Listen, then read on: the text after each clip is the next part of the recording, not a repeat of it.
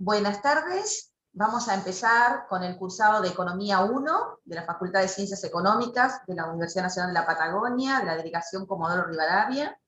Y acá nos encontramos, acá el contador Gustavo Simoes, que es el responsable de cátedra, y yo que lo estoy acompañando en este caso, Silvia Bucci, una de las jefas de trabajos prácticos. Así que vamos a empezar con la unidad número 1, que acá tienen indicado. Van a encontrarse con una nota de cátedra, que también es la del mismo número, que tiene los contenidos que vamos a desarrollar en esta presentación. Dale, Gustavo. Bueno, hola a todos. Como dijo Silvia, esta es la primera unidad. Mi nombre es Gustavo Simoes. Y bueno, empecemos nada más. Esta va a ser la modalidad que vamos a compartir durante todo el cuatrimestre. Y van a ver que cada unidad se va a corresponder con un dictado de este tipo y van a tener también el material correspondiente en las notas de cátedra. Bueno, empecemos con el contenido de la unidad 1.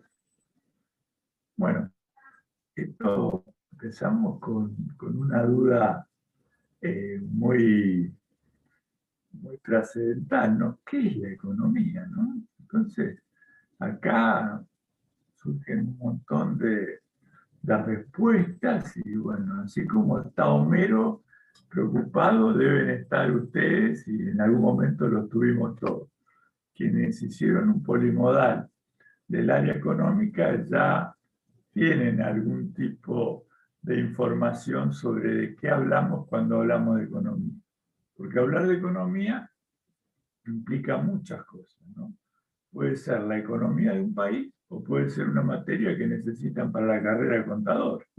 Entonces, vamos a plantearnos primero esta asignatura, ¿no? Esto que vamos a compartir. Después lo vamos a encuadrar en qué parte de la economía va a abarcar esta materia introductoria. Obviamente ustedes son todos ingresantes, que se llama Economía 1. Y lo primero que nos cabe preguntarnos es, ¿y para qué sirve la economía? ¿Por qué estudiar economía? O sea, y esto es un desafío que nos planteamos con Silvia, y es interesarnos en que la economía es importante, así como ustedes están acostumbrados a que cada profesor viene y les dice, mi materia es la más importante. Bueno, nosotros le vamos a decir lo mismo. La economía es la más importante.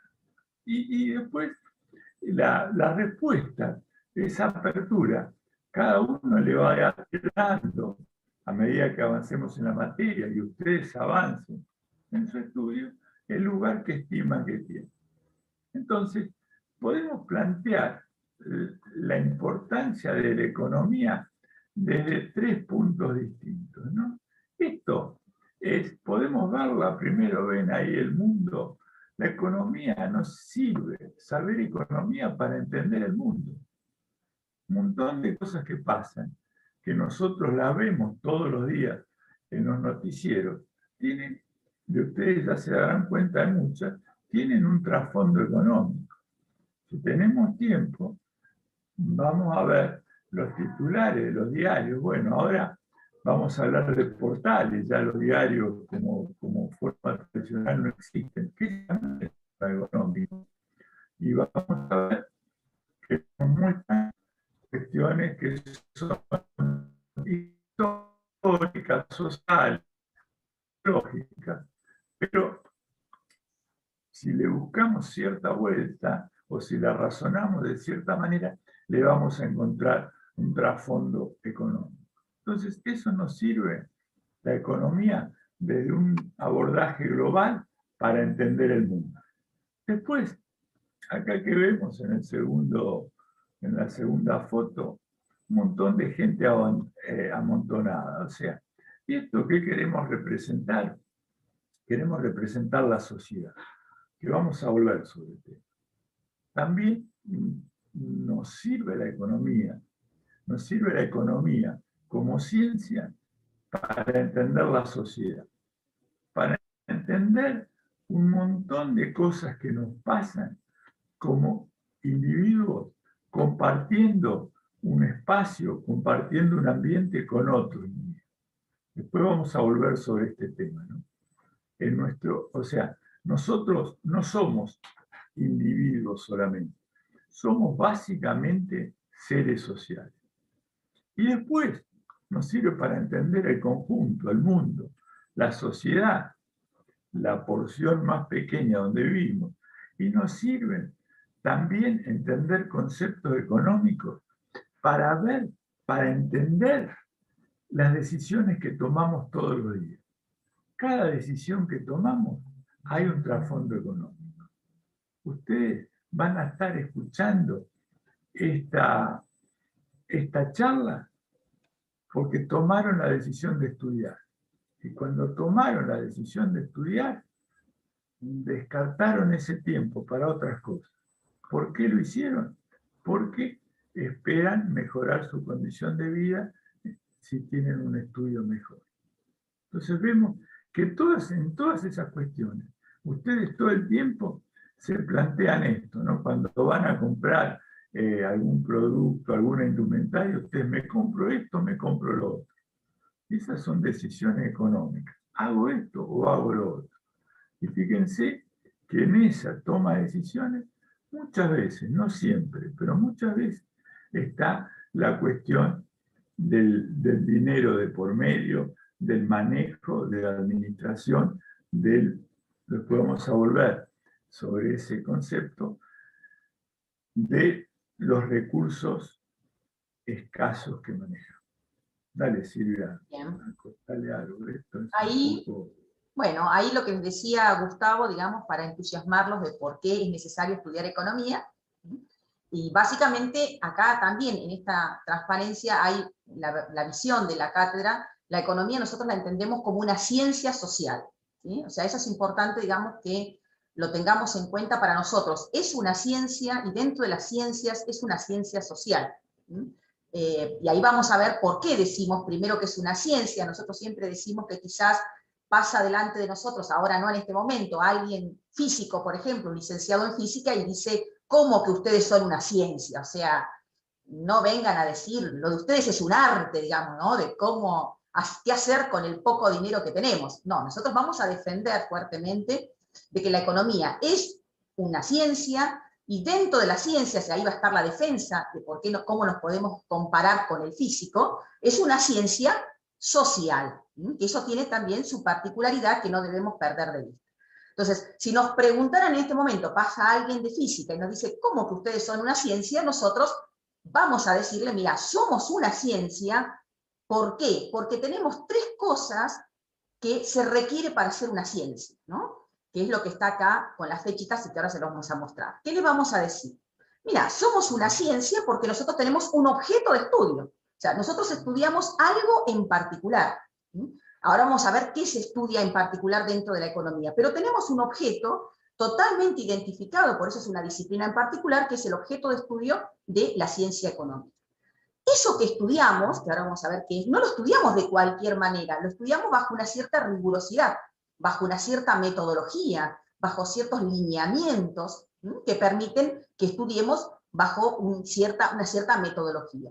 Y también tenemos capacidad de predicción, es decir, la economía, al igual que las otras ciencias, entre ellos la física, si nos estamos comparando con una ciencia fáctica totalmente más rigurosa en ciertos aspectos, ¿no? O más formal, también podemos formular leyes, o sea, podemos predecir qué es lo que va a ocurrir en el futuro, con algunas características, ¿no? No es que predecimos igual que el físico que dice, si tiro una piedra de 1 kilo a 100 metros va a caer en el piso en 1 segundo 34 porque apliqué tan fórmula. Acá no podemos ser tan específicos y ahora vamos a ver por qué. Entonces, la primera defensa que vamos a hacer es una ciencia, claramente es una ciencia. Tenemos un objeto particular de estudio. Eso que estudiamos, lo estudiamos con una rigurosidad científica, bajo una cierta metodología científica, y somos capaces de elaborar leyes, de formular leyes que pueden predecir el futuro, con algunas características particulares de esta ciencia que es social. Bien, Gustavo les va a contar cuál es el objeto particular de estudio, qué es lo que estudiamos en la economía. ¿Qué es lo que estudiamos en la economía? O sea, ¿los tiene? Sí. ¿Qué estudiamos? Bueno, fíjense que le planteaba a Silvia, el resto de los científicos, digamos, les cuesta reconocer no a la economía como una ciencia, sino a todas las ciencias sociales. ¿Por qué? Porque en el resto de las ciencias, en la física, en la química, se llega a esa elaboración de leyes por un proceso que es la experimentación. Y como también le había comentado Silvia, en las ciencias sociales no podemos experimentar. ¿Por qué? Porque está el objeto de estudio, es el hombre. Y fíjense, y no este hombre que ven en el gráfico, este cavernícola que vivía solo en una cueva tratando de matar a algún mamut para comer, sino somos nosotros viviendo en sociedad. Entonces, nosotros no podemos hacer experimentos como los hace las otras ciencias. En química, si yo quiero saber el poder narcótico de determinado preparado, se lo inyecto a una rata, a un cobayo, y veo con qué dosis se duerme, con qué dosis queda atontado y con qué dosis se muere. Pero nosotros, con el hombre como ser social, no podemos aumentarle 3 veces el valor del pan a ver cuánto deja de comprar pan, porque probablemente, sobre todo, determinados segmentos de la sociedad más desprotegido va a tener un problema serio de subsistencia. Entonces, en las ciencias sociales no se puede experimentar. No se puede experimentar o hacer lo que se llama experimentos controlados. Por eso, la ciencia, el rango de ciencia, lo tenemos por determinada rigurosidad que le damos a los otros atributos. ¿Cuál es el objeto de estudio? Es el hombre como ser social. Y el hombre como ser social, pero tratando de resolver, y acá va a aparecer un contrasentido, no un contrasentido, sino una obviedad, tratando de resolver el problema económico. Y ustedes van a decir, como decíamos antes, caramelo por la noticia. Es decir, la economía es la ciencia que tiene como objeto de estudio el problema económico. No avanzamos mucho, no nos sirve para seguir explicando. Entonces tenemos que seguir profundizando. Acuérdense, estos son como ventanitas de Windows que vamos abriendo una y nos vamos metiendo adentro. ¿Y cuál es el problema económico? Hay un problema económico. Tenemos un problema económico.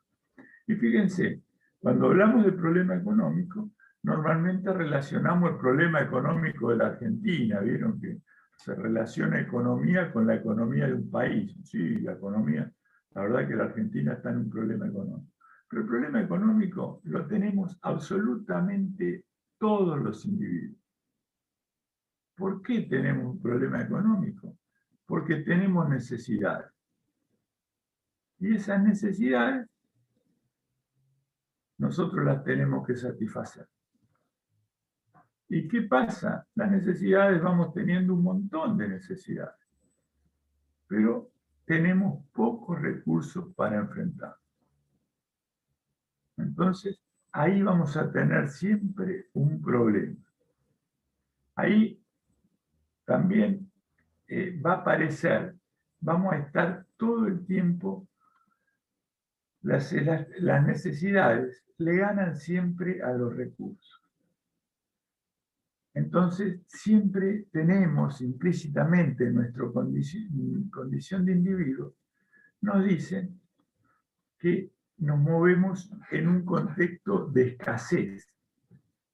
Hay algunos que definen la economía como la ciencia de la escasez también.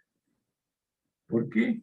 Porque las necesidades le están ganando todo el tiempo el partido a los recursos. Y como tenemos esas necesidades que superan a los recursos, todos los días vamos a estar y un montón de veces por día vamos a tener que estar eligiendo. Y ustedes me podrán decir, bueno, pero eso no le pasa a alguna parte de la gente. Qué sé yo, a Cristiano Ronaldo, Messi, no tienen el problema económico. Y les parece que no tienen el problema económico. Pero si tienen un montón de recursos, ganan un montón de plata, miles de millones, pero también tienen un montón de necesidades. Una persona de determinado nivel de ingreso quiere tener un autito usado que lo lleve al trabajo, o una motito. Pero estos superastros del deporte, ustedes vieron, tienen aviones, tienen yates, siempre el individuo se va imponiendo necesidades. Entonces siempre tenemos esta toma de decisiones. Siempre sentimos que queremos más y que, bueno, y nos va a plantear el problema económico. Bien. Ahí, por ejemplo, en uno de los textos que tienen para leer, para decir los recursos son, que un recurso sea escaso no es ni que haya mucho ni poco, ¿no? Para esta cuestión de si Messi o Ronaldo tiene o no tiene este problema económico. No es ni mucho ni poco, ¿sí? Los recursos sean escasos, sino la imposibilidad de satisfacer las necesidades que se tiene con esos recursos. Entonces, puedo tener muchos recursos, pero igual que esos recursos sean escasos, porque las necesidades que tengo, el superyate, una isla, bueno, ni siquiera nos da para la imaginación para pensar qué tipo de necesidades se pueden plantear, no pueden ser satisfechas con los recursos que se tengan, por más que sea mucho. Claro, fíjense, hay un recurso que a veces no se nombra, dicen, y con toda la plata que tienen, ¿por qué determinada gente, por ejemplo, por qué siguen jugando? Y porque tienen necesidad de mantener la fama que adquirieron. Entonces, siguen jugando y para cubrir esa necesidad tienen un recurso que por toda la plata que tienen va a ser escaso, que es el recurso del tiempo. Entonces tienen un montón de cosas en que ocuparse y se le hace poco tiempo. Esto nos lleva a otro concepto económico que tiene que ver con las necesidades. Que todo lo que gastamos en algo, después no lo tenemos para gastar en otra cosa. Este es un concepto básico del razonamiento económico. Todo el tiempo estamos tomando decisiones, pero cuando tomamos una decisión, dejamos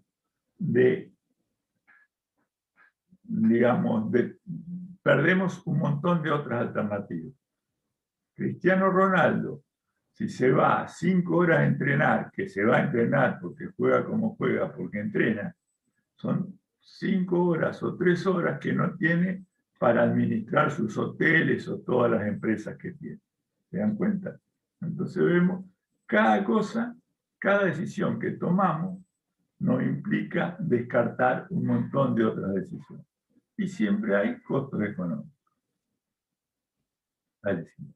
Bien. Las necesidades, como ven ahí en los grafiquitos que hemos hecho, siempre el círculo que abarca las necesidades lo hemos hecho más grande que el de los recursos, mostrando justamente esta disparidad o este versus que les comentaba recién Gustavo. Las necesidades, entonces, podríamos decir que tienen ciertas características, son ilimitadas en su cantidad, es decir, siempre aparecen nuevas necesidades, es decir, si hubiésemos hecho una lista de necesidades hace un año y ahora hacemos la lista de necesidades, seguramente alguna cosa agregamos que antes en la lista anterior no se nos hubiese ocurrido. Qué sé yo, la cafetera Nespresso, digamos, para que nos vayan conociendo personalmente, digamos, con algunos detalles, ¿no? Entonces, agregamos una nueva necesidad. Hay que tener ahora para tomar café una cafetera Nespresso, por ejemplo, cosa que hace un año yo jamás la hubiese puesto en un listado, por ejemplo. O sea, aparecen nuevas necesidades. La publicidad es una de esas cosas. Aparece, cuando uno abre, aparece que está en promoción, o uno escucha que otro la tiene, es decir, aparece una nueva necesidad. Podríamos decir, gracias. Sí, dale. No, nosotros cuanto más atrás vamos en el tiempo, vemos cómo van mutando, van cambiando las necesidades y cómo van creciendo. Porque nosotros ya somos personas mayores, pero si pensamos en nuestros abuelos, decimos, ¿con qué poco se conformaba esta gente? Y acá les voy a mostrar algo. ¿Esto ven qué es? Esto es un celular. Si pensamos, nuestros abuelos y nuestros padres, o tal vez nuestros padres, ustedes no tenían celular. ¿Y cómo vivía esa gente sin celular? Estamos viendo, esto es una necesidad que nos impuso la sociedad, nosotros como seres sociales, de hace relativamente poco tiempo. Y no estamos hablando de un celular, porque hoy queremos un celular que podamos ver Netflix, que podamos ver los partidos de fútbol, que podamos tener aplicaciones de videojuegos, que podamos tener un montón de redes sociales, que si no están esas aplicaciones acá, sentimos que nuestras necesidades no pueden estar satisfechas.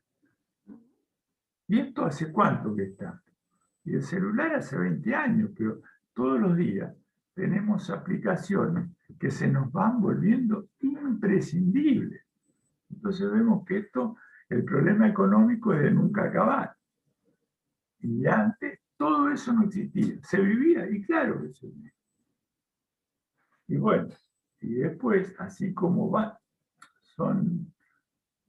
está la otra característica que se relaciona también con ilimitadas, es que son crecientes. O sea, y esto es una cuestión que nos lleva a cuestionar a dónde nos está llevando la economía. En la época de los 70 y principios de los 80, estaba muy de moda el término la sociedad de consumo, ¿no? Y cómo hoy, si bien no se menciona en esa terminología, también se están replanteando un montón de conductas sociales, o las nuevas generaciones, las generaciones de ustedes, se están dando cuenta que no nos va a llevar por buen camino esta parafernalia de autoimponernos nuevas necesidades. Como que hay que parar la pelota, como que hay que empezar a conformarse por mí. Porque si no, como seres sociales, realmente vamos a forzarnos nosotros mismos, vamos a forzar nuestra sociedad, y después vamos a hablar del tema ese, y también vamos a forzar nuestro medio ambiente para satisfacer esto. Entonces, esto es un problema que es grande frente a los recursos y es creciente, pero hay que replantear. Y los recursos, frente a esas características que tienen las necesidades, ilimitadas en su cantidad, limitadas en su capacidad y crecientes, por otro lado tenemos eso más chiquitito, que son los recursos, que son limitados, lo que decíamos, escasos ¿en qué sentido? Que no alcanzan para satisfacer todas estas necesidades, no mucho poco, acuérdense esa distinción, digamos, ¿no? O sea, no mucho poco, sino que este redondel que tenemos acá, o este óvalo que tenemos acá, es más chico que ese óvalo más grande, que son todas nuestras necesidades.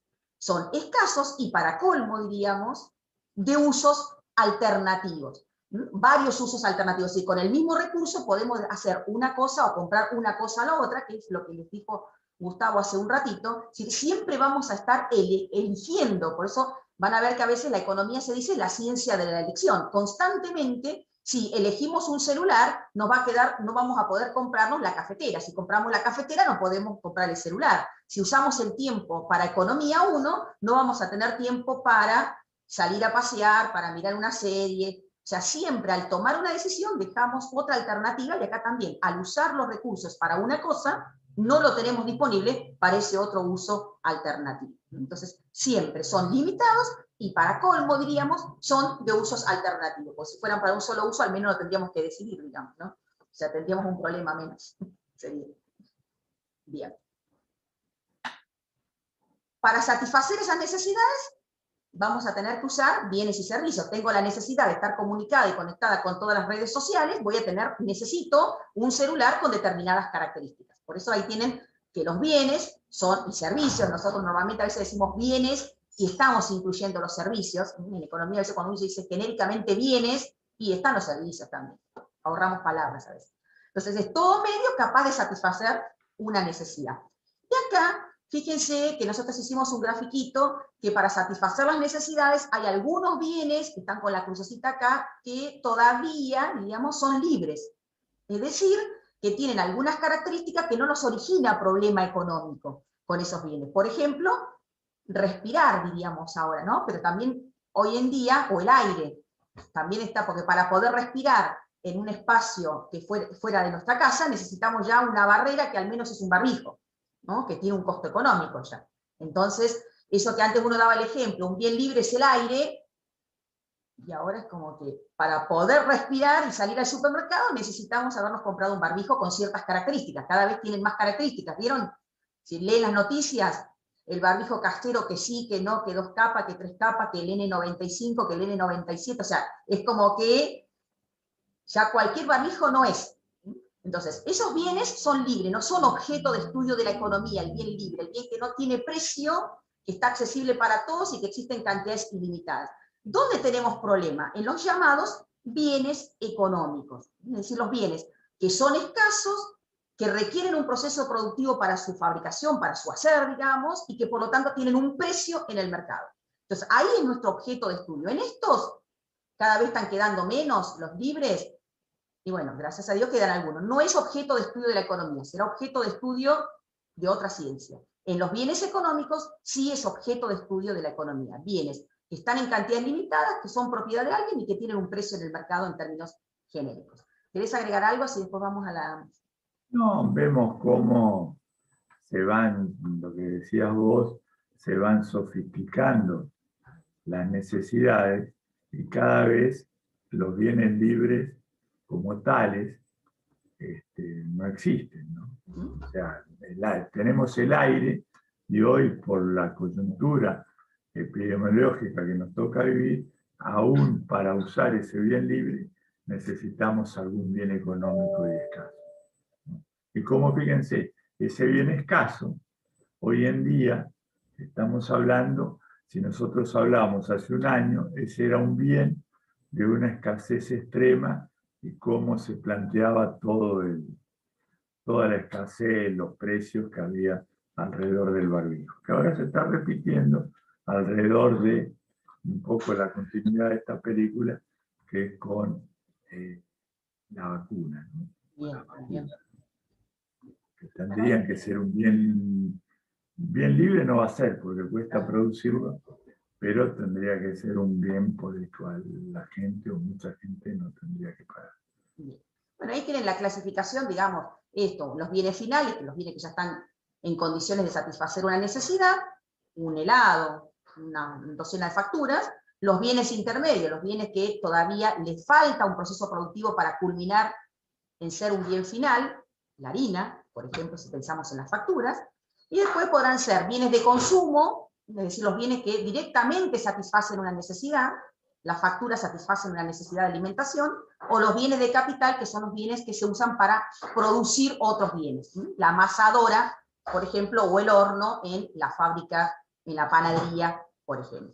Es una clasificación que simplemente es necesario que la conozcan.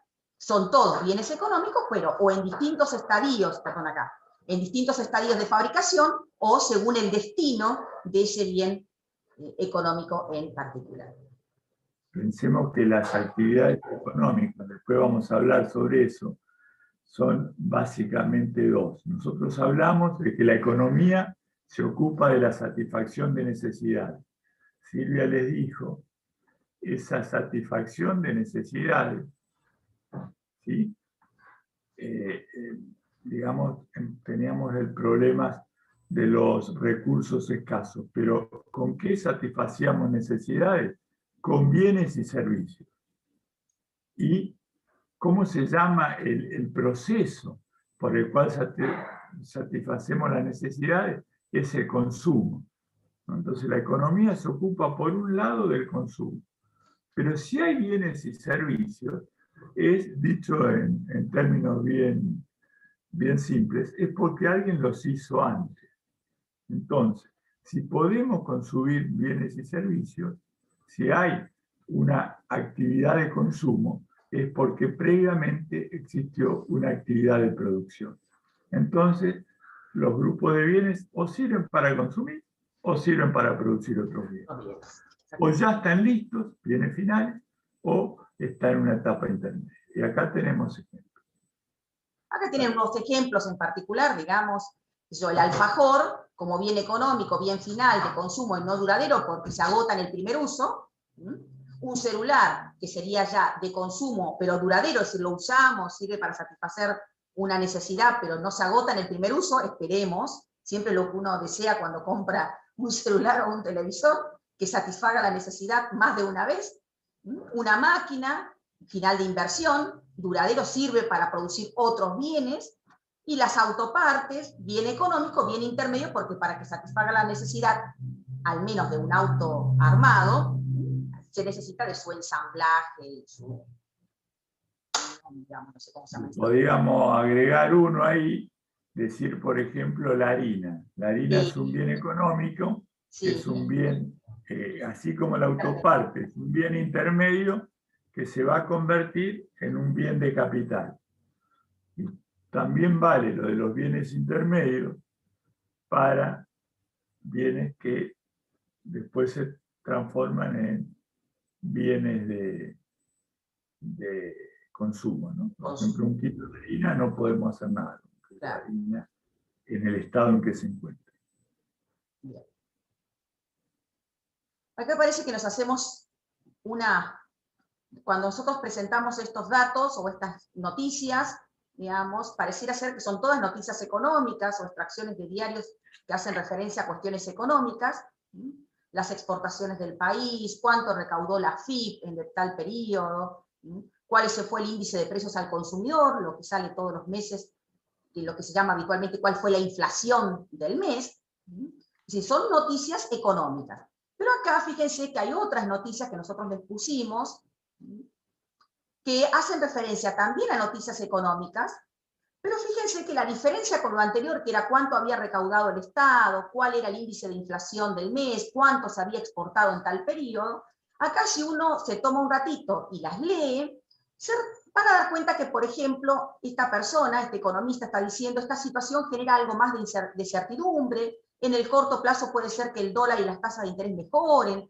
que haya un proceso positivo, pero el arreglo de la deuda es una condición necesaria, pero no suficiente. Otro economista está hablando acá de la inflación, que va a seguir siendo un problema, es decir, puede recalentarse un poco, hubiese sido peor el escenario, se está dando, pareciera, como opiniones, digamos, ¿no? Si la miramos así, a diferencia de la filmina anterior, que hacía referencia como a datos, a descripciones de la realidad, ¿no? Lo que se recaudó, lo que se exportó, cuánto es la inflación. Acá también dice, parece que el acuerdo llega, lo sacaría del default, de alguna manera es el primer punto. De vuelta dice que es una condición necesaria, pero no suficiente. ¿Qué les queremos mostrar con esto? Que pareciera ser de que estas 6 noticias, las 3 anteriores y estas 3, hablan de cuestiones económicas, ¿no? Pero pareciera ser de 2 enfoques distintos o con 2 perspectivas distintas, por decirlo de alguna manera. Y esto es lo que está acá, que Gustavo les va a explicar ahora. Eso que pasa la pelota. Bueno, vemos que Dale. La economía, como le mostró ahí a través de ejemplo Silvia, la economía, ya nos estamos metiendo, acuérdense, con la economía como ciencia social, ¿no? Ya acá tenemos que ver todo esto que tiene que ver con los métodos de estudio, la identidad de estudio. Entonces, la economía la podemos abordar desde un enfoque positivo, que fueron los 3 primeros ejemplos, que es una descripción de cómo está la situación económica o de determinados hechos económicos. ¿Sí? Es como decir, la inflación de este mes fue 4,2%, el nivel de consumo de carne varió de tanto a tanto, varió de carne vacuna a carne porcina, etc. Es una explicación de la realidad. Y esto puede ser porque la carne vacuna se hizo proporcionalmente más cara que la de cerdo. Es una descripción, digamos, científica de la realidad, objetiva. Yo les cuento lo que pasa, mírenlo. Pero, ¿para qué nos sirve entender lo que describimos científicamente o de una manera positiva? Porque acá no estamos opinando, acá estamos describiendo la realidad. Entonces, ¿para qué nos sirve eso? Nos sirve para, primero, entender la realidad. Entender la realidad presente, obviamente comparándola con el pasado, y predecir. Pero luego, como sabemos que la realidad no va a ser perfecta, va a ser imperfecta o va a ser perfectible, tenemos que pensar qué se puede hacer para mejorar esa realidad. Y ahí pasamos al enfoque normativo de la economía, que es pasar de la economía, de lo que es, describir lo que pasó. Fíjense, vamos a hacer una analogía con el COVID. El paciente tiene 38 grados y medio de fiebre, está tosiendo y se encuentra con mucho cansancio. ¿Dije algo? Describí un cuadro clínico, ¿no? Pero, ¿qué sabemos? Que si no actuamos, ese paciente se puede complicar. Tengo que ver qué va a pasar. Y ahí pasamos lo que debería ser.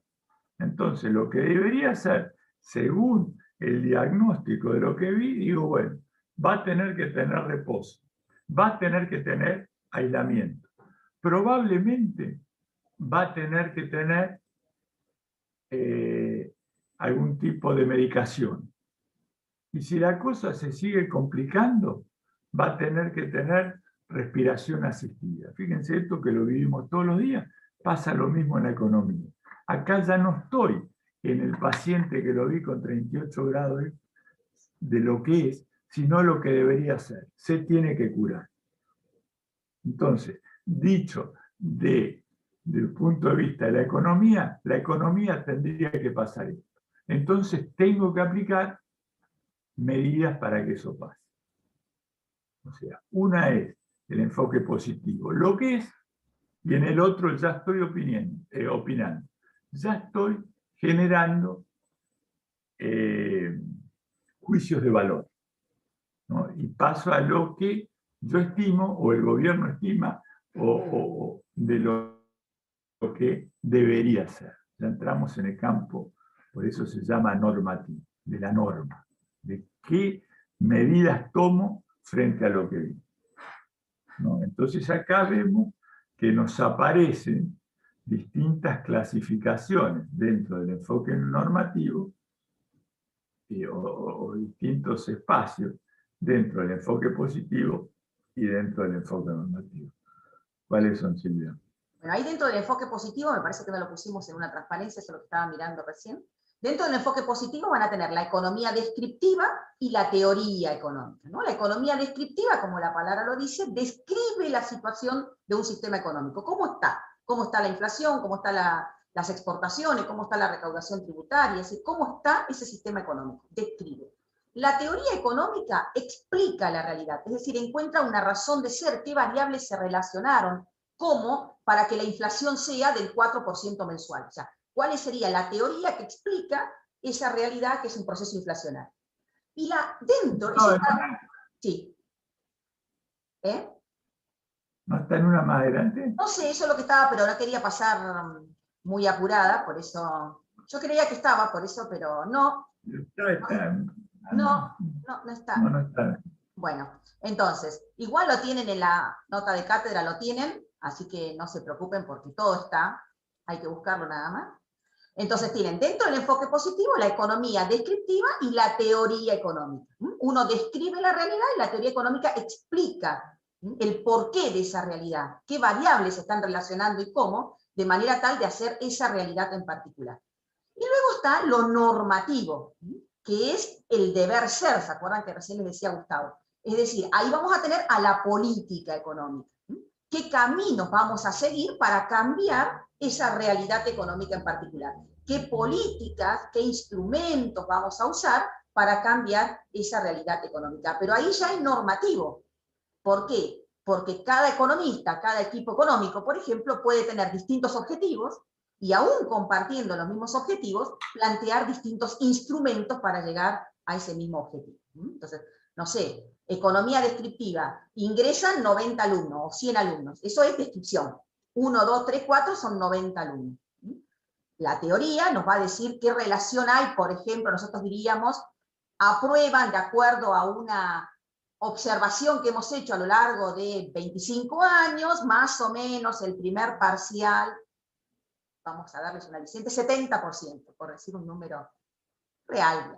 Eso es la economía descriptiva, sería lo descriptivo, aplicamos un razonamiento que nosotros lo hicimos por observación empírica durante 25 años de la cátedra, y la política, en este caso lo normativo, sería qué podríamos hacer, qué política podríamos implementar para incrementar, por ejemplo, el número de aprobados en el primer parcial. Eso ya sería un deber ser, y seguramente opinamos distinto, y habrían distintas propuestas, distintos caminos a seguir para alcanzar ese objetivo de aumentar el número de exámenes aprobados en el primer parcial. Entonces acá igual, describe la realidad, explica la realidad y diseña o aplica ciertos instrumentos para alcanzar determinados objetivos. Eso ya es normativo, está lleno de juicios de valor.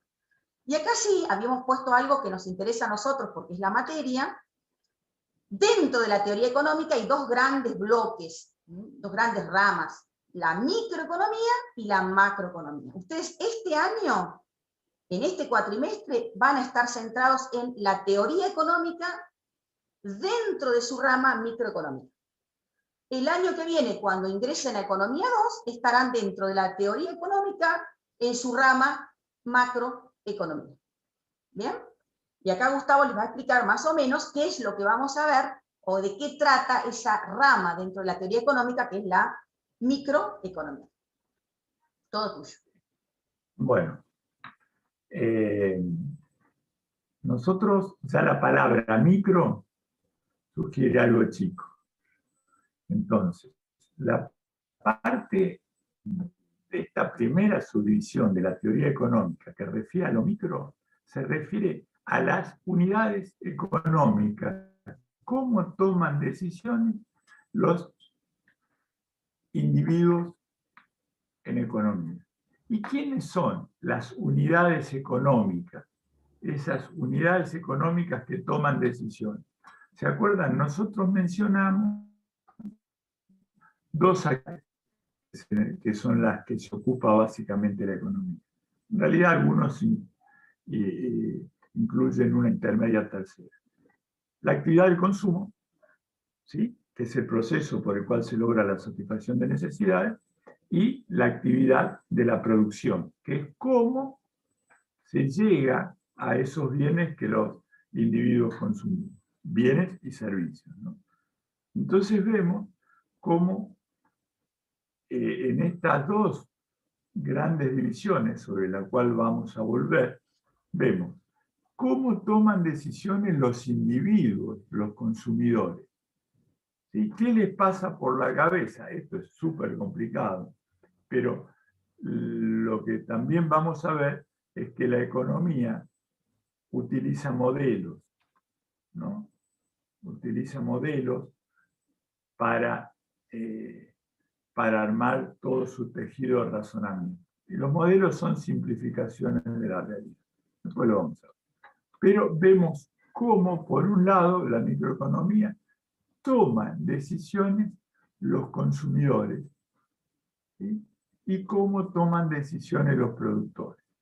Entonces acá tenemos básicamente dos teorías inherentes a la microeconomía. Y esta materia, Economía 1, cuando se le pregunte o se le puede preguntar en un final de qué trata Economía 1, ustedes tienen que decir, tratan, o de qué es es una introducción a la microeconomía. Y la microeconomía es una parte de la teoría económica. Entonces vamos a tener, para ubicar lo que van a ver a lo largo de todo el cuatrimestre, la unidad de 2 y 3, 1, 2 y 3, son de parte general. La primera que estamos hablando ahora, ustedes se dieron cuenta, no hablamos solamente de micro. Hablamos de micro y mencionamos también la prima hermana de la micro. Lo que no lo miramos individualmente, lo miramos desde el conjunto, desde lo global. Y esa será, obviamente, la macroeconomía. Entonces podemos también a plantear cómo la van a ver durante el año. Entonces, la microeconomía, materia, objeto de estudio de Economía 1, Introducción, vemos, tiene una parte, unidades 1, 2 y 3, que son partes generales de economía, de toda la teoría económica. Pero entramos a la microeconomía propiamente dicha cuando vemos la teoría del consumidor en las unidades 4 y 5. ¿Cómo toman decisiones los consumidores? Después vamos a ver y qué cuestiones tienen en cuenta los productores, teoría de la producción. ¿Sí? Que acá vemos cómo los productores toman decisiones teniendo en cuenta, fíjense, una cuestión del razonamiento económico, como hablamos del costo-oportunidad, siempre teniendo en cuenta relaciones de costo-beneficio. Esto nos va a mostrar la función de producción en las unidades 6, 7 y 8.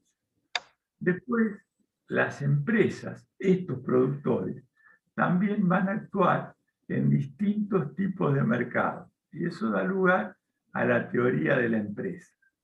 La teoría de la empresa en los diferentes mercados, que son desde los mercados competitivos hasta los no competitivos. Y por último tenemos la teoría de la distribución, que es cómo se reparte esa producción. Entonces, esa va a ser la columna vertebral de la asignatura, y estas son las divisiones básicas de la microeconomía. ¿Y acá? ¿Qué nos quiere mostrar esto?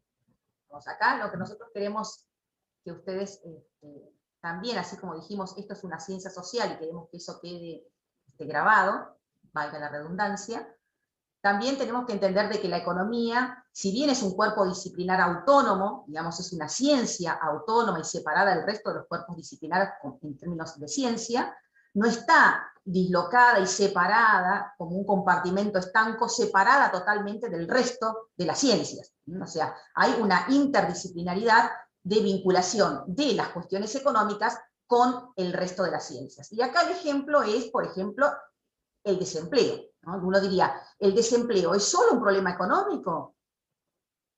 ¿O es solo un problema sociológico? ¿Es solamente un problema político? ¿Es un problema psicológico? ¿O es de todo un poco, digamos? El desempleo es multidisciplinar, o sea, roza vinculaciones con distintas disciplinas, y una de ellas es la economía. Pero para entender la problemática del desempleo, no lo puedo mirar solo desde la óptica de la economía o desde la óptica de la psicología, tengo que mirarlo en una visión más amplia que abarque distintas perspectivas. Y ahí Gustavo se nos va a explicar, y después hay otra más, que no son solamente la interrelación de la economía con estas tres, sino que a su vez hay vinculaciones de la economía con la historia, la geografía, la matemática, aunque no les guste la estadística, es decir, ver la economía no como un compartimento estanco, sino como una ciencia que está interrelacionada con distintas disciplinas. Ahí, Gustavo. Fíjense, esto también, si nosotros pensamos en las ciencias sociales, que son muchas y según el abordaje ya más, no quiero ponerme difícil, más epistemológico, podemos crear muchas categorías. Pero si pensamos en las otras ciencias sociales, nosotros decimos, bueno, vamos a elegir estas 4, que son 4 grandes bloques de ciencias sociales. Economía, sociología, política y psicología. Y vemos que tienen un montón de áreas comunes. Porque nosotros decimos, la sociología, ¿de qué se ocupa? De cómo viven los individuos en distintos grupos sociales, distintos grupos que tienen que ver con etnias, que tienen que ver con clases sociales, que tienen que ver con elecciones de vida. Entonces, todo eso configura distintos tipos de agrupaciones sociales o de forma que eligen los individuos para convivir entre ellos. ¿De qué se ocupa la política? La política se ocupa de cómo los individuos eligen ser gobernados, bajo qué régimen. Nosotros, obviamente, estamos acostumbrados a los regímenes afortunadamente democráticos. Elegimos nuestros representantes para que traten de tomar medidas, tomar políticas, ¿se acuerdan eso? Esos juicios de valor, cuestiones normativas para mejorarnos la vida.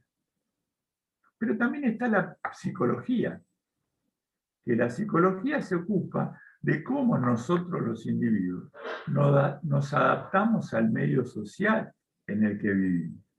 También existe una rama que es la psicología social, pero vemos los problemas que tenemos para integrarnos como seres sociales con los otros.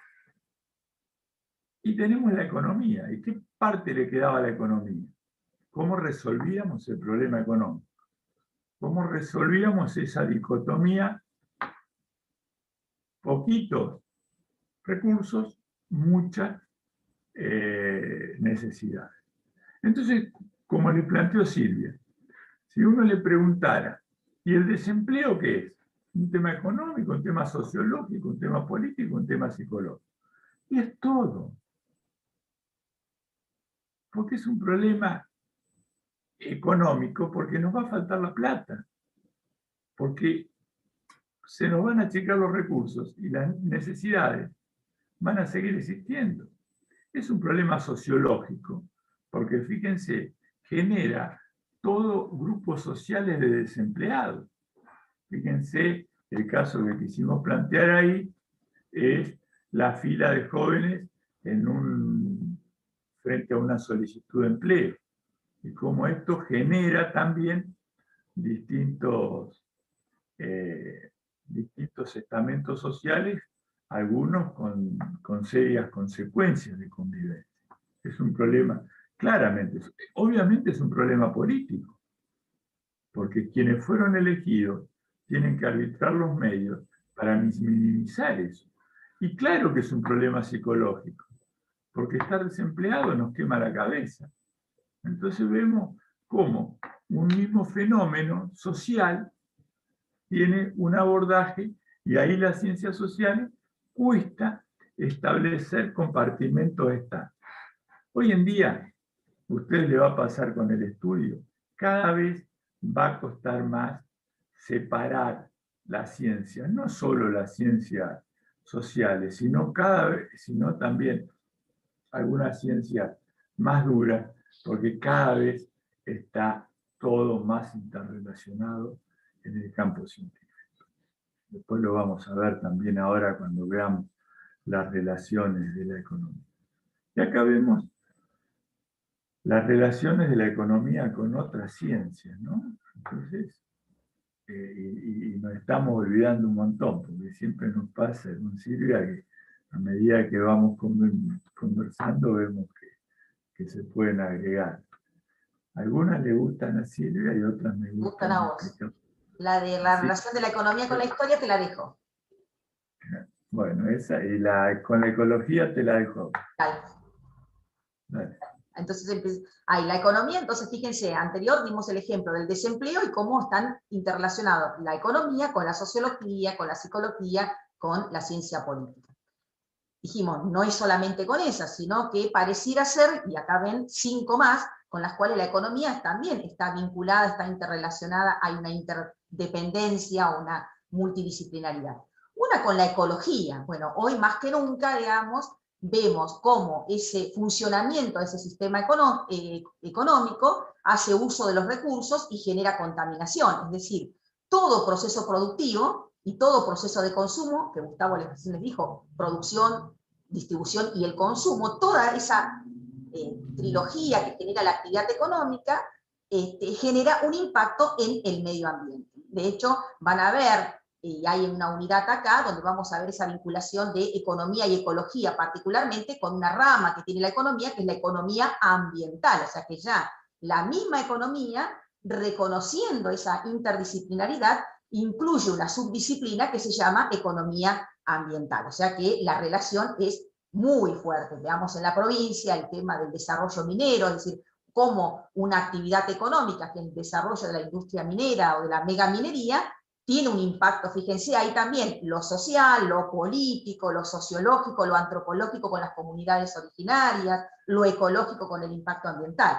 Y uno diría, no, pero es una actividad económica que es la megaminería. Sí, pero con un impacto en un montón de otras áreas, donde una de ellas es el impacto ambiental. Con la historia se lo dejamos al contador, que le gusta. Sí, bueno, me gusta la historia y bueno, son deformaciones profesionales que uno va teniendo. Pero fíjense, ustedes le deben haber enseñado historia, o vemos hechos históricos que han pasado todo el tiempo, y nos cuentan como que fueron batallas, como que fueron fechas, como que fueron cuestiones, digamos, de tipo espectacular en cuanto a los cambios, y en algunos casos de unas consecuencias en pérdida de vidas humanas tremendas.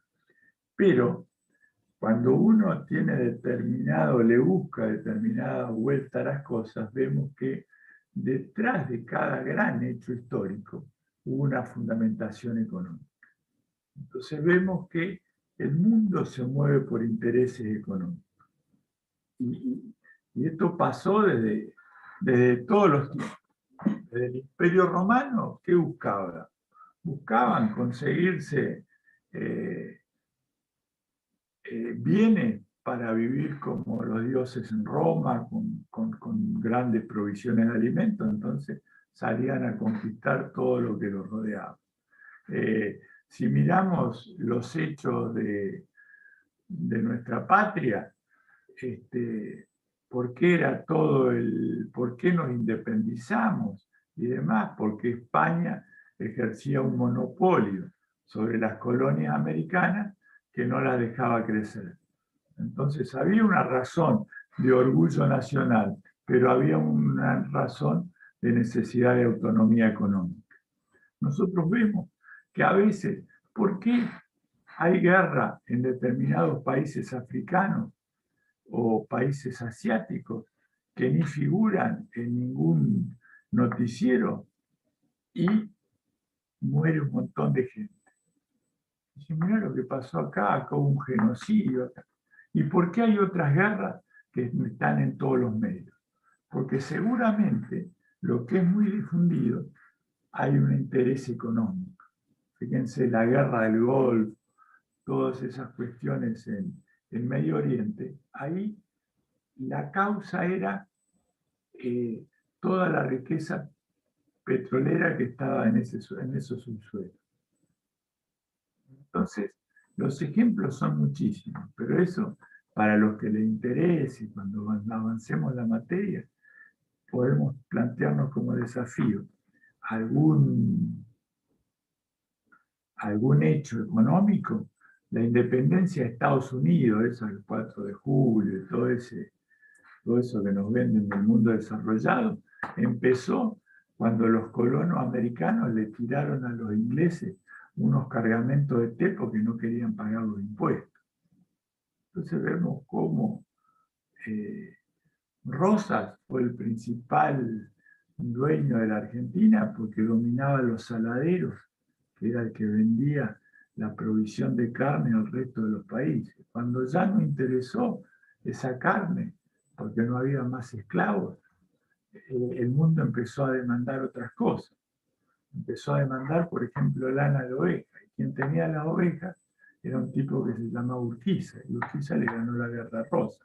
Entonces vemos cómo siempre, si le buscamos la vuelta, hay una razón económica. Así que la historia es apasionante. Y la historia económica es más apasionante. Bueno, con la geografía, digamos, la relación de la economía, si la economía para producir bienes y servicios necesita de recursos, de factores productivos. ¿Quién le dice dónde se ubica, qué características tiene los ríos, las tierras, el clima, las condiciones demográficas de un país? Esa es la ciencia que es la geografía, digamos, o sea, la vinculación de la economía con la geografía también, ¿no? O sea, este problema económico que tenemos ahora de vuelta a la megaminería, hay una dotación de recursos en determinado lugar en particular, digamos, ¿no? Que tiene ciertas características geográficas en particular. Entonces, con la geografía es fuertemente la vinculación. Bueno, con el derecho también, o sea, esa actividad económica se realiza bajo determinados presupuestos y ciertas leyes que regulan ese funcionamiento del sistema económico, ¿no? Cuando vean derecho civil, me parece en el cuatrimestre que viene, van a ver contratos de compra-venta, contratos en particular, que son todos los lineamientos jurídicos bajo el cual se desarrolla toda esa actividad económica que es la producción, la distribución y el consumo, ¿no? Y con la matemática, Gustavo, para darle la mala noticia a vos. Bueno, lo habíamos mencionado, ya en la próxima unidad nos vamos a meter de lleno. ¿Se acuerdan? Dijimos que las ciencias sociales no podíamos hacer experimentos, no podíamos inyectarle el narcótico a la rata, no podíamos romper un metal con una prensa a ver cuánto resiste. Entonces teníamos que usar modelos. Y para la construcción de modelos se usan fórmulas y representaciones gráficas. Entonces ahí la economía le pide ayuda a las matemáticas. Es decir, hubo una deformación. Le pidió tanta ayuda la economía a las matemáticas que pareció que era una ciencia más matemática que social. Y eso es una gran tensión, ¿no? Inclusive en muchas universidades se opta por dar la economía con un montón de herramientas muy sofisticadas matemáticas, porque son las que permiten la construcción de esos modelos. Pero se pierde la esencia de la economía como ciencia social. Es decir, por eso la economía y la matemática, según cómo se enfoquen, tienen una gran ligazón, pero una ligazón instrumental, una ligazón de apoyo, no de esencia, ¿no? Claro, una ciencia auxiliar para nosotros. Primero es ciencia social, que usa la matemática como un auxilio, como una ayuda, ¿sí? Pero no es la matemática el centro, al menos en Economía 1. El centro de la materia no es la matemática, sino lo social, sería más, por decirlo. Exacto. Ese es el enfoque que se pretende. Y acá viene algo para el contador y para los chicos. ¿Cómo ven la Ferrari? Y ahí Gustavo le va a explicar por qué eso, digamos, una Ferrari, la vemos con distintos ojos, con distintos anteojos, con distintos prismas, desde distintas disciplinas, ¿no? Si sale de la universidad un ingeniero o un alumno que está estudiando alguna de las carreras de ingeniería, ¿qué se preguntaría de la Ferrari? Gustavo. Fíjense, aparece la Ferrari estacionada en el patio de la universidad, por eso está ahí. Si ustedes van entrando, bueno, esperemos que volvamos a la presencialidad o cuando van a inscribirse y ven esa Ferrari ahí. ¿Qué piensan? Los de ingeniería, ¿qué dirían? ¿Saben los chicos de ingeniería? ¿Qué preguntarían? ¿O qué mirarían de la Ferrari? Digamos, si ustedes nos pudieran contestar, ¿qué dirían? Digamos, ¿qué le mirarían? Y yo diría, no sé, a mí se me ocurre decir qué motor tiene, qué caballos de fuerza, que no tengo ni idea qué son, pero bueno, sería una pregunta típica de los ingenieros, digamos, ¿no? Claro. ¿Qué potencia tiene el motor, por ejemplo, ¿no? ¿Qué tipo de aleación tiene en determinadas construcciones? ¿Qué reacción de aceleración da por segundo? ¿En cuánto tarda en llegar a 200 kilómetros por hora? Vemos que van a quedar fascinados por la característica técnica de ese auto tan superior a los demás. Nosotros acá lo que le queremos mostrar, porque lo usamos varios años, antes era más fácil explicarlo desde el aula, era comparado con las facultades, ¿no? Eso es lo que diría uno de la facultad de ingeniería. Los abogados, ¿qué buscan? Los abogados, ustedes saben, vamos a ser un poco críticos, pero van a decir, ¿quién se compró esto, no? ¿Cuánta plata tiene? El día que se separe, le corresponde a la mujer, no le corresponde a la mujer, o sea, es de la empresa, es de él. Me daría la titularidad, ¿quién la tiene, no? Entonces vemos que el encuadre legal, ¿no? Es importada, es qué derechos pagó. Lo de humanidades, ¿sí? Es la Facultad de Humanidades y Ciencias Sociales, aunque nosotros, la de Económica, somos Ciencias Sociales también, eso está en otro enfoque, ¿no? Un enfoque, si se quiere, bueno, más humanista, pero bueno, lo podemos discutir. Pero un trabajador social dice, ¿de qué clase social es el que se compró esto? Uy, diría uno de una que estudia los problemas familiares. Esa coupé tiene 2 asientos. No pensó en dónde poner la sillita de los bebés, ¿no? U otro con un enfoque más sociológico, psicológico, dirá, ¿por qué es roja? Porque quiere llamar la atención. Entonces, otro con un enfoque más, también más psicológico, dirá, qué complejo tiene este tipo que necesita esa... Entonces vemos cómo, y los de ciencias naturales dirán, qué combustible usa, por ejemplo, ¿no? ¿Qué aleación tiene la carrocería? ¿De qué es? ¿Por qué es tan liviana? Entonces vemos cómo cada facultad va a ser un análisis